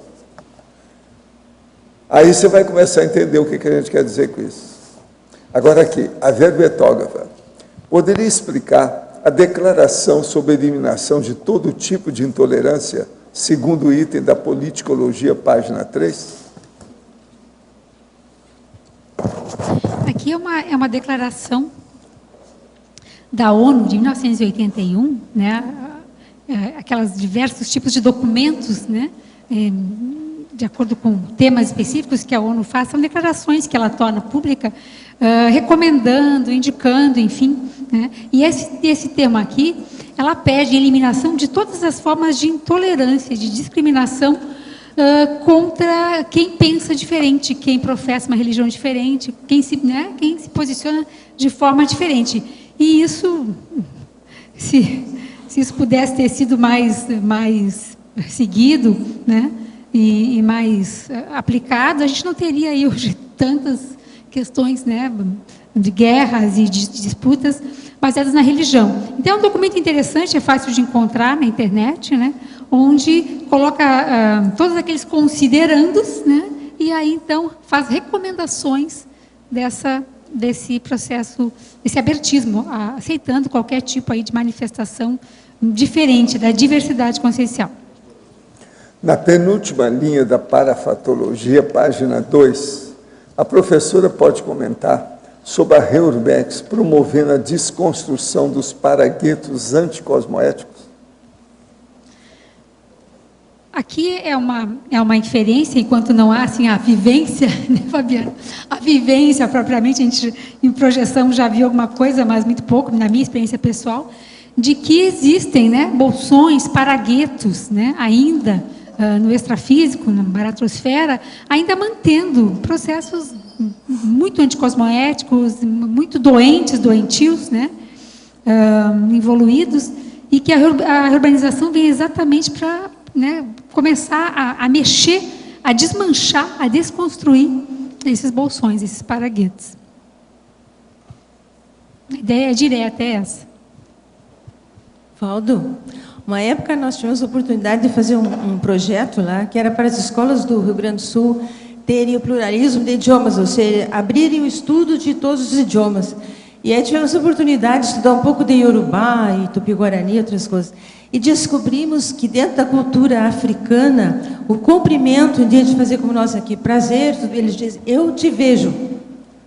Isso que é fundamental enxergar a pessoa que está na frente, que está sendo, naquela hora, tomando contato pela primeira vez. Interessante isso na cultura, né? Faz uma diferença grande entre a nossa, né? O problema de ver é muito sério, agora tem que lembrar do Descartes. Penso, logo existo. Mas não é bem isso. Eu estou pensando, por isso eu existo. Esse é que é, de fato, o que ele pensou. Então, eu estou vendo, por isso eu convivo com você. Isso é que é a coisa séria. Então, é muito importante a gente observar os outros, saber o que se passa. O processo do introduce-o, problema da apresentação, o processo do amor à primeira vista. O problema é que tem muita gente que tem o ódio à primeira vista, em vez do amor. Esse é que é o erro. Mas agora, ver a outra pessoa é importantíssimo. Por quê? O objeto mais sério que tem no cosmos é a pessoa, é a consciência. Então, quando você examina a consciência, é uma coisa, tudo mais é secundário. A consciência é superior a todos os outros objetos. Então, como é que fica? Tem relação com a nossa conscienciofilia, né? A busca disso aí, né? Eu confio que vocês, cada vez mais, vão aprender a observar os outros a partir da parapsicosfera. Tá certo? Uma leitura integral da holosfera, do holopensene da pessoa. Isso aqui é o ideal. Porque tanto a mini tertúlia quanto essa foi uma aprendizagem muito boa. Professor. Viva a África. Nessa colocação que o senhor fez, que o objeto, a consciência, ser o objeto mais importante, como que a gente interpreta aquela frase das ideias estão acima das pessoas ou das consciências? Em qual sentido que ficou quando o senhor colocou essa ideia em algum momento? Como é que é? Quando o senhor fala que a consciência e as pessoas são o objeto mais importante do universo, em algum momento... Tanto que o cérebro é considerado, até pela ciência convencional, como o objeto mais relevante que tem. De estudo. E a maior mais complexo. caixa preta que tem é o cérebro. Exato. E aí tem uma ideia, ou uma frase, que diz assim, as ideias estão acima das consciências. Sim, as ideias estão acima da consciência. Em que sentido que se interpreta isso? Já Porque as ideias, elas pervagam, elas estão por cima, elas sobreparam tudo. É evolução a ideia. Agora, as consciências de modo geral... estão no processo. Por exemplo, a bactéria já é um princípio consciencial. Certo. Você não acha que o que pervaga em matéria de ideia não é superior à bactéria? E assim é todo mundo. O que nós somos? Nada mais do que um conjunto maior de bactérias. Se você for olhar em matéria de princípio consciencial nessa dimensão, todo mundo é bactéria. Agora, o maior conjunto de bactérias é cada pessoa que tem, da boca até na saída lá embaixo. É o maior que tem. Agora veja, as ideias são superiores a isso. O que é que você, como o poderoso, o poder, o maior poder, o rei do seu império de bactérias está fazendo? Olha a ideia. A ideia é superior a isso.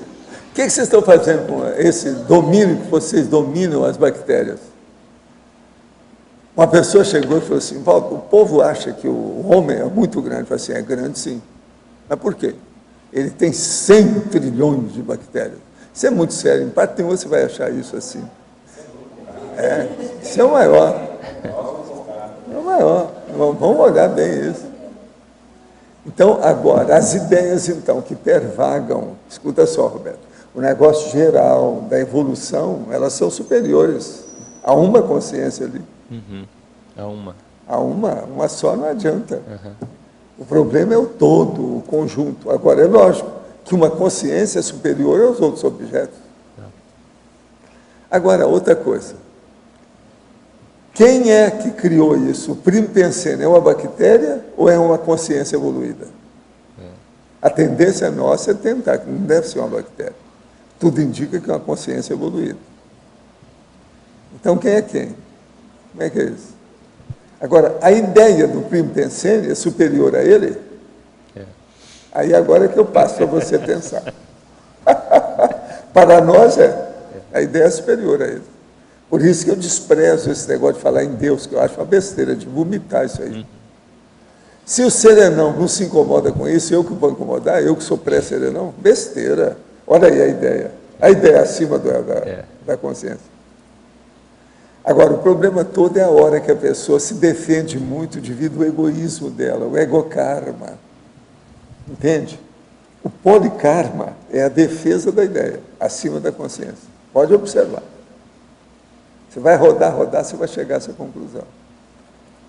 E o problema que a gente estava dessa questão da heresias é porque, ao longo do tempo, alguma ideia predominou, criou uma ideologia... Não, mas é o fanatismo. E aí criou um fanatismo... Por exemplo, você não viu isso que ela tem aí? Essa heresiologia lá Deus aí? Não vi, ela só viu isso. Você há de ver aquilo ali de vomitar, esse livrinho. Eu já tinha visto esse livro no original há muito tempo. Ele é de 1980, depois publicado, daí um ano é publicado de novo. Isso aí é de morte, as bobagens que tem nisso. A rigidez desse povo contra. É tudo ali segundo a letra que eles acham que tem que ser. Agora veja, isso tudo é evangélico. Olha a casa publicadora aí que você vai ver como é que é. Agora eles metem o pau neles mesmo. Tem outros aí, outras, sabe, evangélicos que estão desancando aí. Agora o espiritismo está abaixo de pó de traque. Lá. Eles falam tudo. O espiritismo é a comunicação dos vivos com os demônios. Pois é. Não, mas tem cada coisa. Agora, ele fala toda hora, ele fala sobre a besta. Os conscienciólogos devem ser dessa linha. São tarados com a palavra besta, eles gostam da besta.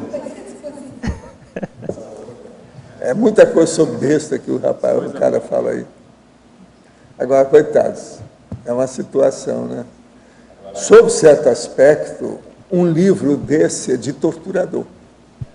Isso aí é a tendência do torturador. É aquele que exige demais dentro do fundamentalismo da doutrina dele. Isso é um torturador. Agora, ele está torturando os leitores com isso aí. Agora, o processo para a gente pensar do ponto de vista de ficha, né, Valdo? Porque essa é a antigestão. Não, você já pensou esse cara, o que é que ele não vai passar com isso?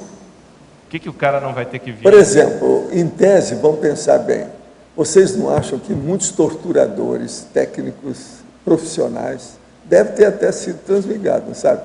Não é isso? Possivelmente um cara desse aí, que é torturador também, é um negócio, ele deve estar perto de uma coisa dessa. Devido ao problema da rigidez, você está entendendo, do fanatismo? E essa rigidez, esse fanatismo é em defesa de uma ideia agora, pois é, agora veja, né? Vamos agora pensar na pessoa transmigrada. Ela vai para um planeta que tem o Cro-Magnon, tá certo? Então lá ele tem o mastodonte, tem o brontossauro.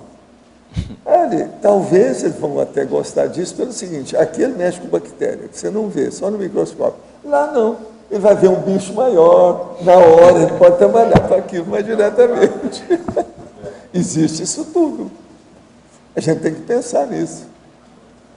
Agora veja, se ele não se deu bem com essa vida microscópica que hoje nós temos, e ele está precisando de voltar para o dinossauro, o problema é dele. Presta atenção. Se você for pensar, isso é um processo filosófico de princípio terrível, se nós formos pensar.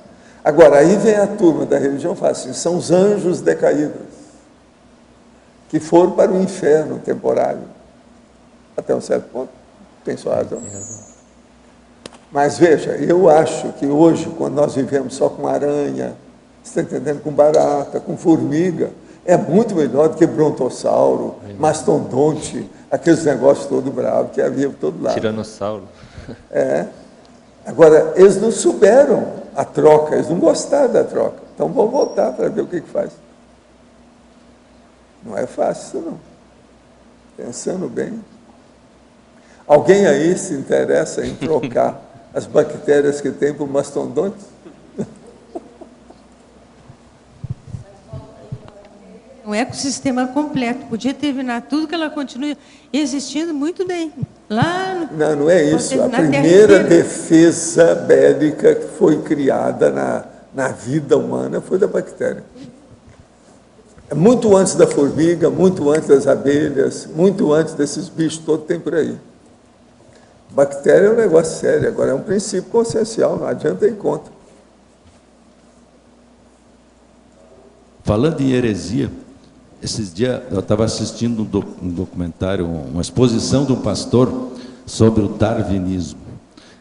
E eu fiquei atento só para ver aonde ele ia chegar. Você tem paciência, e parabéns. Não, e aí... Ver um pastor... Não, mas aí ele começou... Tem muita gente aqui que não tem mais essa paciência. Ele começou a culpar o darwinismo pela Primeira Guerra Mundial, pela Segunda Guerra Mundial e pelo comunismo. Nos argumentos mais absurdos. Isso me chamou a atenção, mas depois, quando eu for concluir, eu desliguei, porque era uma heresia demais.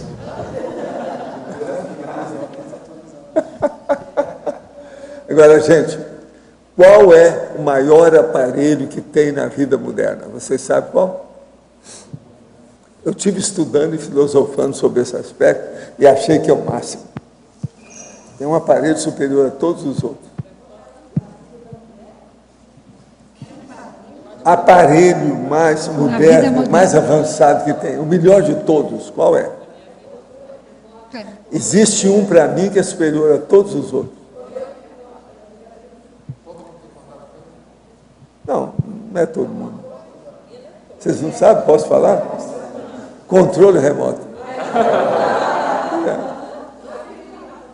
Controle remoto é o maior aparelho que já fizeram até hoje. É simplesmente impressionante.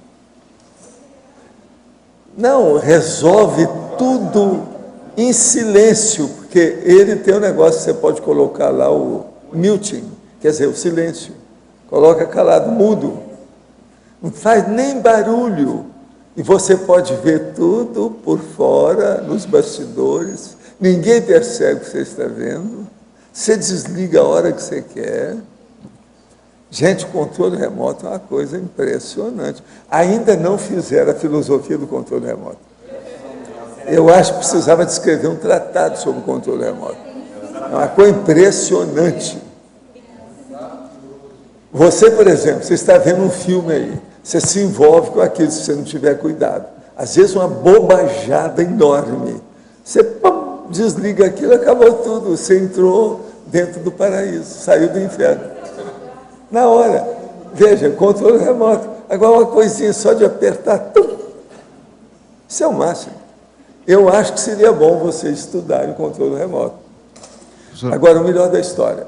Existe um controle remoto melhor do que os outros. Você sabe qual, não? Controle remoto universal. Ele manda em tudo e serve para todo tipo daquele tipo de aparelho. Por exemplo, o universal serve para qualquer marca de aparelho de ar-condicionado. Você põe e ele funciona. É só mexer. O bom mesmo serve para tudo. Então, ele fala a linguagem internacional. Além dele ser o maior, ele é o maior poliglota que tem. E por aí vai. Precisa de alguém fazer a filosofia do controle remoto. Até hoje, tudo falar do controle remoto é pouco. Mas numa pesquisa que fizeram recentemente, que o equipamento mais moderno que existe, foi definido aí, é o smartphone. Que deu na cabeça, o smartphone, o telefone. Ah, sim, o smartphone. Que é o equipamento mais importante que inventaram aí. O controle remoto deve engolir. Mas, professor, é um pseudo-controle remoto. Por quê? Porque a gente controla, muda de canal, para de assistir, mas a gente não tem controle ainda sobre o conteúdo que está lá dentro. O que as TVs acabam colocando. Mas não interessa. Então, ainda você ficar livre daquilo é uma bênção. É verdade. Você faz o desassédio e chama-se desassédio automático. E a gente paga, né? O maior desassediador automático que eu já encontrei até agora foi o controle remoto. Me arranja outro. Certo. Desassediador automático. Escuta, nós esperamos então mais 500 verbetes da sua parte, que isso é muito boa, hein? Fica firme. Os nossos comerciais, por favor. Obrigado. Hoje tivemos 47 assinaturas no livro de presença, 20 perguntas presenciais e 24 perguntas online. Temos os recados da Neida sobre oficina e simpósio de parapedagogia, a Michele sobre o ECP2 e o Eduardo sobre o curso Higiene Consciencial. Boa tarde a todos. Estamos aqui para convidar os professores e professorandos de Conscienciologia a participar da oficina para a produção de atividades parapedagógicas, que vai ser promovida pela Reaprendência. O objetivo dessa oficina é capacitar professores e professorandos na elaboração de atividades institucionais parapedagógicas, a exemplo de curso, elaboração de curso, por exemplo. Este evento vai ser realizado de 8 a 11 de outubro, na próxima semana. E o horário é das 15 às 18 horas. Local, sala de aula da Reaprendência, que é no pavilhão compartilhado do CAEC. E o preço promocional é de R$ 70. Inscrições são realizadas na recepção do CAEC. Aproveitamos também para divulgar o primeiro simpósio de parapedagogia, que acontece dias 12 e 13 de outubro, sábado e domingo da próxima semana. Então, vão haver 2 conferências e 4 mesas de debate. Nós destacamos na primeira mesa de debates a palestra do professor Regson, que vai ser sobre observação de aula como método de aprendizagem e autorreflexão docente. Então, maiores informações na recepção do CAEC pelo telefone 45 3525 2652. Participem, estão todos convidados. Boa tarde, pessoal. Nós estamos aqui reiteradamente convidando a todos para participar do ECP2 de Buenos Aires. Hoje eu gostaria de evidenciar a importância do reciclante no curso ECP2. O reciclante que vai diversas vezes no curso ECP2 consegue aprofundar mais e consegue entrar mais na assistência que é feita nesse curso. Então, as pessoas que vêm fazendo o curso, atualmente nós temos aí mais de 260 ECP2 realizados, elas tiram muito proveito, principalmente dentro do mater pensene do curso, que é a desperticidade. Então, aquelas pessoas que têm vínculo com essa ideia, principalmente agora com a questão dos 3 anos de desperticidade, possam pensar se não tem afinidade com essa turma de Buenos Aires e vir se somar a nós, né, trazer as suas energias, compor esse grupo que está indo.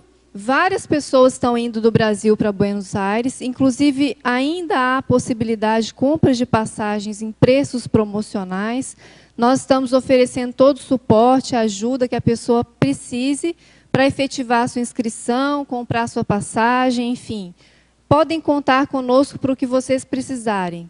O telefone principal de contato da equipe no Brasil é 21 02 1448, que é o telefone aqui de Foz do Iguaçu, o DDD 45. Meu nome é Michele, eu vou estar coordenando essa turma. A professora Adriana Lopes é a EPICOM responsável, e vocês estejam à vontade para nos procurar a qualquer momento, tá bom? Muito obrigada.